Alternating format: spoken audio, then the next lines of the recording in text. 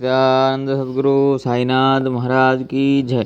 శ్రీ సాయి సచరిత 449వ పేజీలోని 144వ ఓవి నుంచి ఈరోజు చదువుతున్నాము.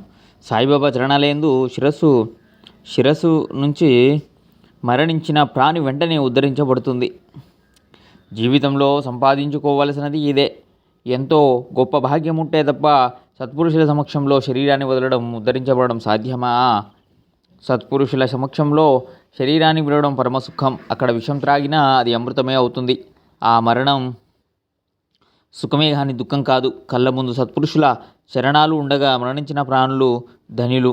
వారి శరీరాలు కృష్ణార్పణమై వారికి ఇక పునర్జన్మ ఉండదు. సత్పురుషుల కళ్ళ ఎదుట కలిగే మరణం కాదు, అది వైకుంఠ సుఖం. మృత్యులోకాన్ని జయించినట్లే దాంతో పునర్జన్మ సుఖం, దుఃఖం ఉండదు. సత్పురుషుల సమక్షంలో శరీరాన్ని త్యజించిన వారికి పునరావృత్తి ఉండదు. సర్వ పాపాలు నశించి వారు ఉద్ధరించబడతారు. సత్పురుషుల ఆపాదమస్తకం చూస్తూ శరీరాన్ని విడిచి వారిది మరణమా? కాదు, అది వారి ఆత్మోద్ధరణ. పూర్వజన్మ గురించి ఆలోచిస్తే ఎవరో పుణ్యాత్ముడు విద్యాదర్పంతో మిడిసిపడుతూ ఎవరో ఒక హరిభక్తుని అవమానపరిచి ఉండవచ్చు. ఆ భక్తుని శాపం వల్ల క్రూర మృగ జన్మను పొంది ఉండవచ్చు. సత్పురుషుని చరణాల వద్ద శాప విమోచన కలిగి ఉంటుంది. భక్తుల చర్యలు నిజంగా విచిత్రం. సాయి సందర్శన భాగ్యంలో శాప విమోచనమై, పాపాలు దగ్ధమై, బంధనాలు విడిపోయి, కష్టాలు తొలగిపోయి, ఏ శ్రమ లేకుండానే ముక్తిని పొందాడు. సంపూర్ణ భాగ్యం లేకుండా సత్పురుష సమక్షంలో మరణం ఎలా సాధ్యం? త్రితాపాలు, త్రిగుణాలు నశించిపోయి పులి నిర్గుణ పరమాత్మలో లీనమైపోయింది.